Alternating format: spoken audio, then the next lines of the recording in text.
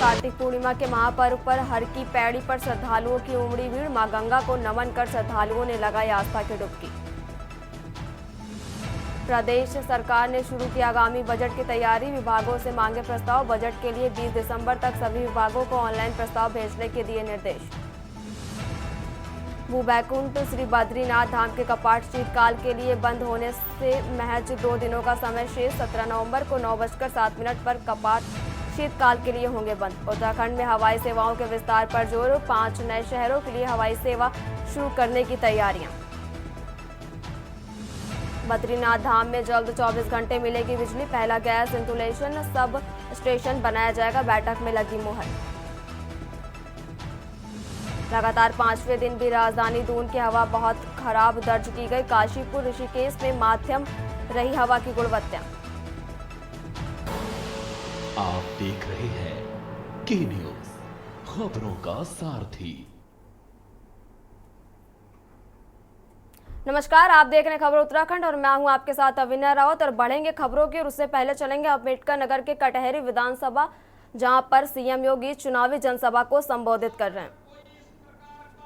जुर्म करेगा, इस प्रकार का अत्याचार करेगा, तो हमारा तो संकल्प ही है कि उस दुष्कर्मी के लिए फिर जगह नहीं, उसकी जगह केवल और केवल जहन्नुम में हो सकती है, बाकी उसके लिए कोई जगह नहीं हो सकती।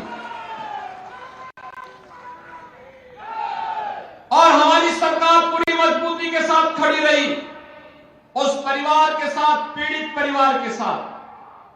आज मैं आपसे फिर कहने के लिए आया हूं, इस समाजवादी पार्टी के लोग वही हैं जो अयोध्या में राम भक्तों पर गोलियां चलाने वाले लोग हैं। ये लोग कोई भी महाराज सुहेलदेव के स्मारक पे नहीं जाता था, क्योंकि इन्हें भय था कहीं मुस्लिम वोट बैंक खिसक न जाए। लेकिन भारतीय जनता पार्टी ने एनडीए ने मिलकर के बहराइच में महाराज सुहेलदेव का भव्य स्मारक बनाया है। महाराज सुहेलदेव 1000 वर्ष पहले भारत के महान योद्धाओं में थे, और वही कार्य हमारी सरकार ने आज श्रृंगवेरपुर में किया है। भगवान राम और निषाद राज की मैत्री की बड़ी प्रतिमा, 56 फुट ऊंची प्रतिमा को स्थापित करने का काम किया है। बहन और भाइयों, आज आप देख रहे होंगे विकास भी है, विरासत भी है। विकास के लिए बड़े बड़े कार्य, हाईवे बन रहे हैं, गांव गांव की कनेक्टिविटी बन रही है, मेडिकल कॉलेज बन रहे हैं, इंजीनियरिंग कॉलेज बन रहे हैं, आईआईटी, एम्स, रेलवे, एयरपोर्ट, ये सब का काम तो हो ही रहा है। लेकिन साथ साथ विरासत का सम्मान करने के लिए और अपने पूर्वजों का हम कोई जवाब दे सके, इसके लिए अयोध्या में भगवान राम का भव्य मंदिर का निर्माण के साथ साथ रामलला का विराजमान होना भी यह हर भारतवासी को गौरवान्वित करता है। बहन और भाइयों, हमारा तो एक ही कहना है आपसे, जो राम का नहीं वो हमारे किसी काम का नहीं। हमारी प्रेरणा तो एक ही बात को लेकर के है कि जाके प्रिय राम वेदेहि तजिए ताई कोटि पैरी सम यद्यपि परम स्नेही। जो भगवान राम के प्रति श्रद्धावान नहीं, जो भगवान राम के प्रति श्रद्धा और भक्ति का भाव नहीं व्यक्त कर सकता है, वह भले ही आपका कितना नजदीकी मित्र हो, रिश्तेदार हो, सगा संबंधी हो, उसको वैसे ही छोड़ देना चाहिए जैसे किसी दुश्मन को छोड़ा जाता है।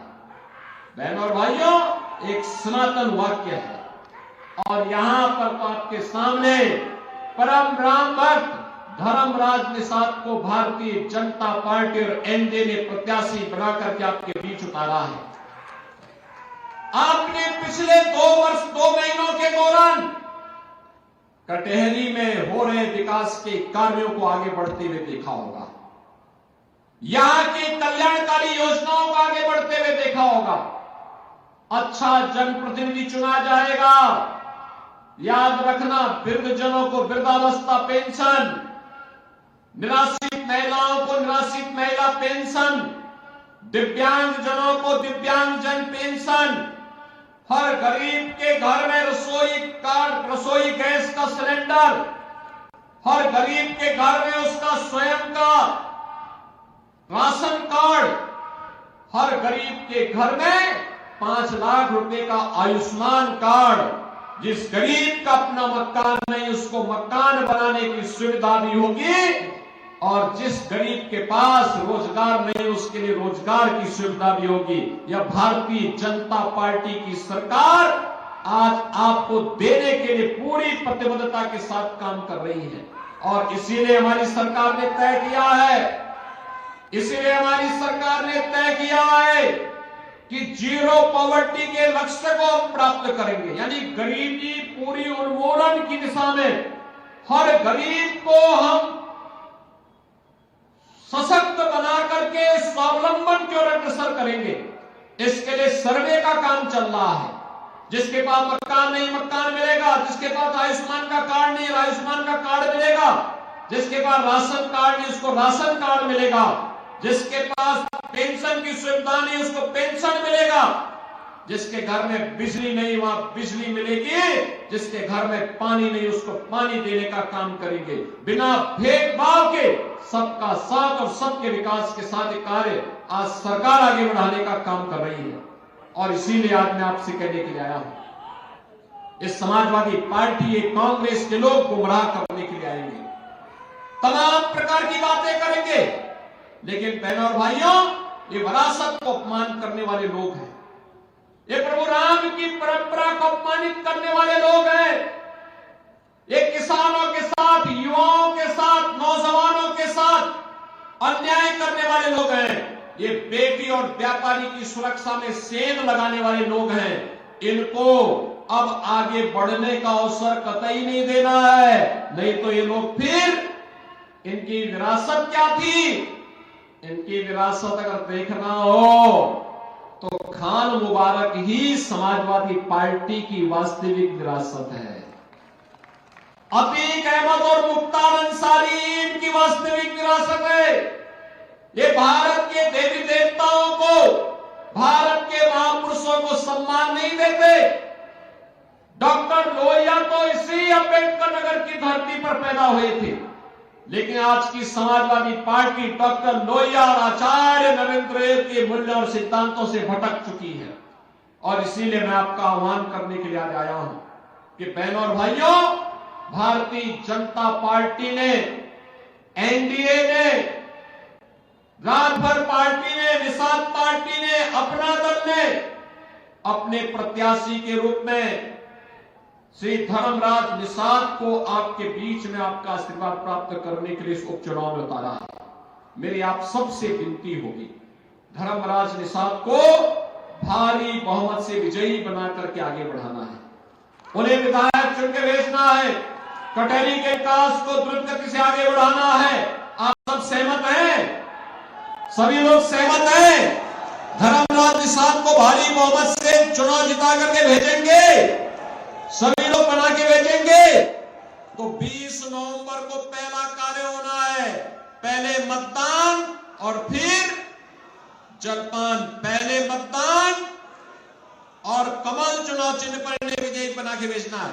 तो मेरे साथ बोलेंगे, भारत माता की, भारत माता की, भारत माता की।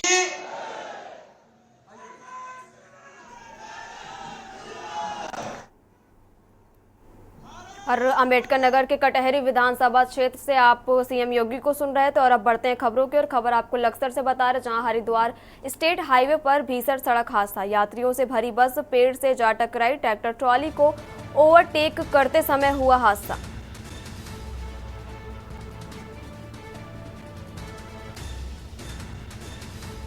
ट्रैक्टर ट्रॉली को ओवरटेक करते हुए यह हादसा हुआ है।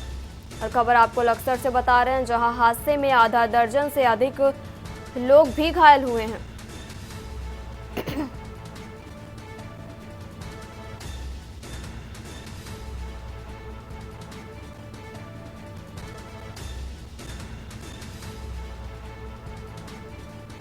घायलों को उपचार के लिए सरकारी अस्पताल भेजा गया है।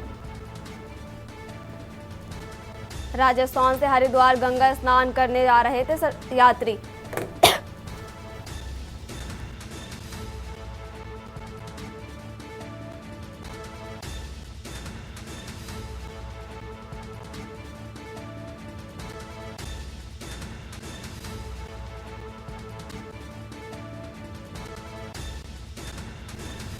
हादसे में आधा दर्जन से अधिक लोग घायल बताए जा रहे हैं और खबर आपको लक्सर से बता रहे हैं, जहां ट्रैक्टर ट्राली को ओवरटेक करते समय हुआ हादसा।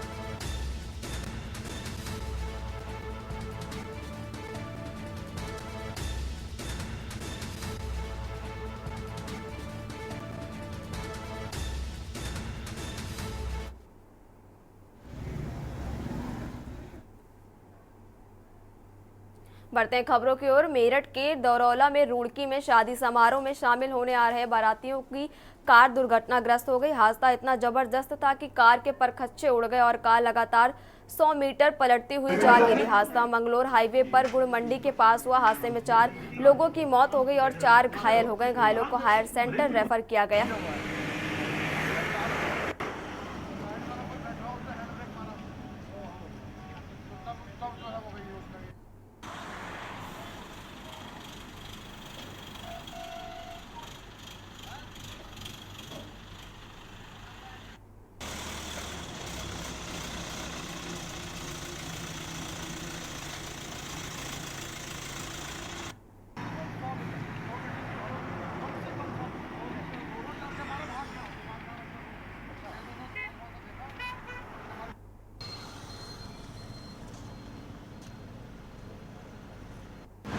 मेरठ से बारात में शामिल होने आई एक स्कॉर्पियो के दुर्घटनाग्रस्त होने से उसमें मौके पर 2 लोगों की मृत्यु हो गई थी, जिसको पुलिस टीम के द्वारा अपने सरकारी थाना मोबाइल पीसी और 108 की सहायता से तत्काल घायलों को अस्पताल पहुंचवाया गया, जहां दौरान उपचार एक अन्य घायल की भी मृत्यु होने की खबर आई है। अभी एक अन्य घायल के भी मृत्यु होने की जानकारी मिली है, लेकिन उसकी पुष्टि कराई जा रही है। अन्य घायल 2 अस्पतालों में सक्षम हॉस्पिटल और सिविल हॉस्पिटल रुड़की में उपचाराधीन है और जो लोग भी गंभीर हैं उन्हें हायर सेंटर रेफर किए जाने की कार्रवाई की। खबरों का सिलसिला लगातार जारी रहेगा। यहाँ रुकेंगे एक छोटे से ब्रेक के लिए। आप देख रहे हैं के न्यूज, खबरों का सारथी। बढ़ते हैं खबरों की ओर। भू बैकुंठ श्री बद्रीनाथ धाम के कपाट शीतकाल के लिए बंद होने में अब महज 2 दिन का समय शेष है। 17 नवंबर को 9:07 पर भगवान बद्रीनाथ जी के कपाट शीतकाल के लिए श्रद्धालुओं के लिए बंद हो जाएंगे। इस वर्ष अभी तक 14 लाख से ज्यादा तीर्थयात्री बद्रीनाथ दर्शनों के लिए पहुंचे हैं। भगवान श्री हरि नारायण प्रभु के कपाट बंद होने की धार्मिक प्रक्रिया शुरू हो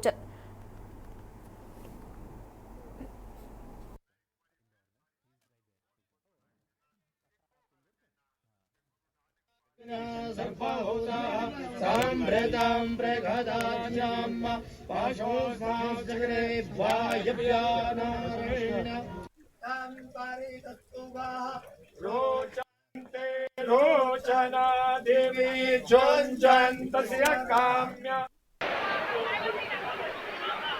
हमारे पूज्य धर्माधिकारी जी हैं श्रीमान राधा कृष्ण खपलियाल जी, उनके द्वारा जो विजयादशमी को जो मुहूर्त सुनिश्चित हुआ है वो इस वर्ष 17 नवंबर को रात्रि 9:07 पर भगवान बद्रीश्वर के जो पूजा विधान है वो मानवों के लिए मंगल हो जाएगा और इसी के साथ देव पूजा का समारंभ हो जाएगा। विगत कई वर्षों से मैं बद्रीनाथ धाम आता हूँ। हर तीसरे चौथे साल में यहाँ के मन को सुकून मिलता है और मन शांति रहती है और यहाँ तो विश्व का धरोहर है। यहाँ सबसे पूर्ण स्थल है तो बद्रीनाथ जी धाम। लाखों की संख्या में देश के कोने कोने से श्रद्धालु बद्रीनाथ धाम यात्रा पे पहुंचे। वहीं 13 तारीख को पंच पूजा के साथ ही बद्रीनाथ धाम कपाट बंद होने की प्रक्रिया शीतकाल के लिए शुरू हो गई। 17 तारीख को ठीक 9:07 पर बद्रीनाथ धाम के कपाट श्रद्धालुओं के लिए बंद किए जाएंगे। के न्यूज के लिए बद्रीनाथ धाम से Anil Rana.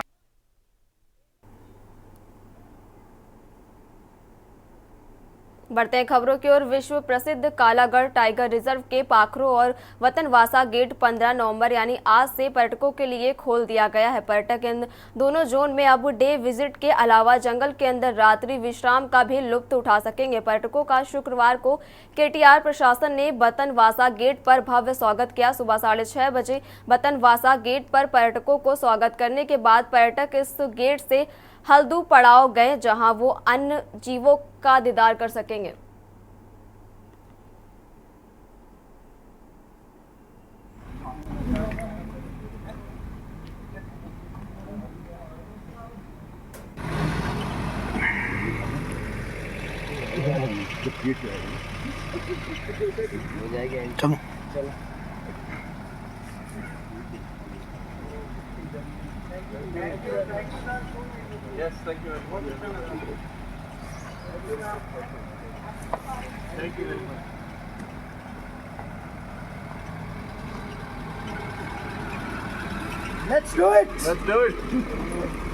Okay sir, okay. देखिए, हमने पाखरो में और बतनबासा में दोनों गेट खोल दिए हैं। इसके अलावा दुर्गा देवी का भी गेट खुलता है हमारा, जो रामनगर से स्टार्ट होता है। पूरे ट्रैक हमारा जो है दोनों गेटों का, वो पहले से हमने तैयार कर दिया था। बतनबासा में भले ही पलेन नदी में पानी बहुत ज़्यादा था, लेकिन उसको हमने डाइवर्ट करके पर्यटकों के आने जाने योग्य बना दिया है।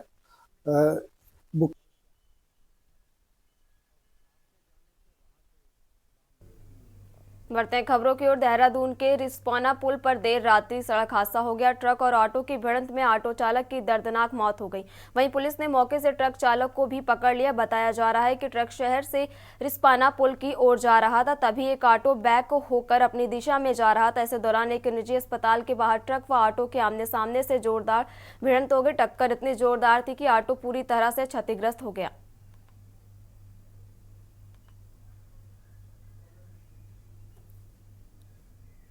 बढ़ते हैं अगली खबर की ओर। 20 नवंबर को केदारनाथ में होने वाले उपचुनाव के लिए पुलिस प्रशासन ने भी तैयारियां पूरी कर ली हैं। देहरादून स्थित पुलिस मुख्यालय में एडीजी और एवं राज्य पुलिस निर्वाचन नोडल अधिकारी एपी अंशुमन की अध्यक्षता में विशेष बैठक हुई। इस बीच में एडीजी एपी अंशुमन ने कहा कि हमने जिले की सिक्योरिटी डिप्लॉयमेंट प्लान को पूरा बना लिया है। साथ ही उन्होंने कहा कि केदारनाथ विधानसभा को 2 जोन और 27 सेक्टरों में बांटा है, जिसमें 700 अधिकारियों और कर्मचारियों को तैनात किया जाएगा और 3 सीएपीएस और पीएसीएफ की कंपनी को भी लगाया जाएगा।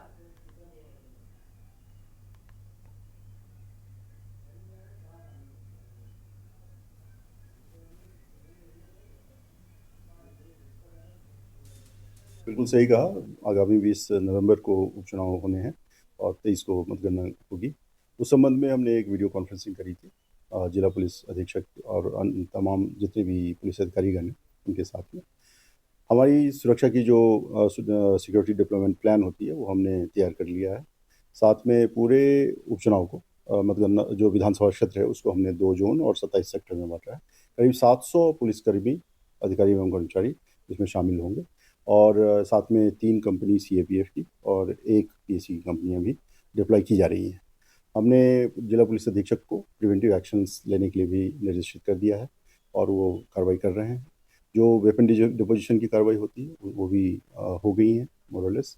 और इसके साथ साथ जितने भी सिक्योरिटी हमारे कैंडिडेट्स होते हैं, ऑब्जर्वर्स होते हैं, उनकी सुरक्षा व्यवस्था का भी पूरा ध्यान रखा जा रहा है।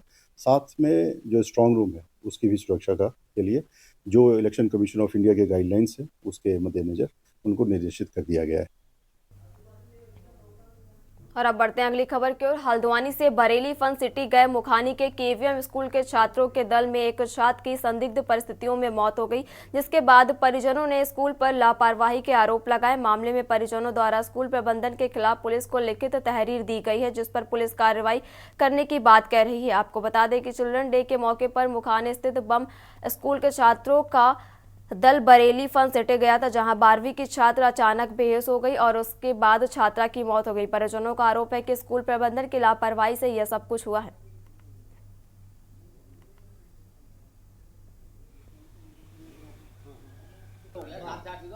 सर, स्कूल की घोर लापरवाही की गई है। बच्ची की मौत पूरी तरह से संदिग्ध है। और हम प्रशासन से ये मांग करते हैं कि इसकी पूरी जांच की जाए और स्कूल के खिलाफ कड़ी से कड़ी कार्रवाई की जाए। जो ये कल घटना घटी है चिल्ड्रन डे पे, ये काफ़ी दर्दनीय घटना है। इसके जो बयान आ रहे हैं वो अलग अलग फेसों में आ रहे हैं, सभी के अलग अलग बयान हैं, सभी का एक बयान नहीं है। तो इसके हम प्रशासन से निष्पक्ष जांच होनी चाहिए और भविष्य में ऐसी घटना न हो, इसके लिए ठोस कदम उठाने चाहिए। आपको कब पता?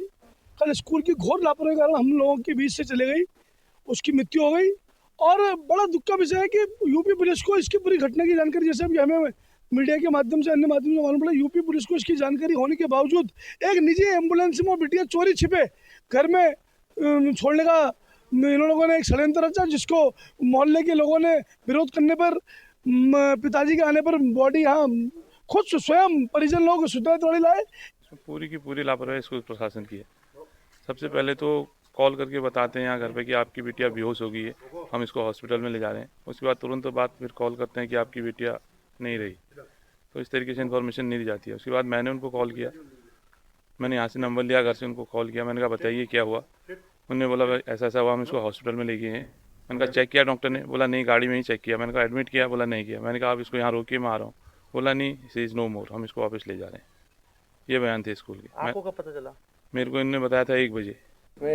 सबसे पहले जो हमारी प्रक्रिया है ना, पोस्टमार्टम अभी चल रहा है और इसके बाद तुरंत मुकदमा पंजीकृत किया जा रहा है और उसके बाद जैसे भी जो चीज़ें आएंगी उसके हिसाब से फैक्ट फाइंडिंग के हिसाब से आगे बढ़ाया जाएगा विवेचना को।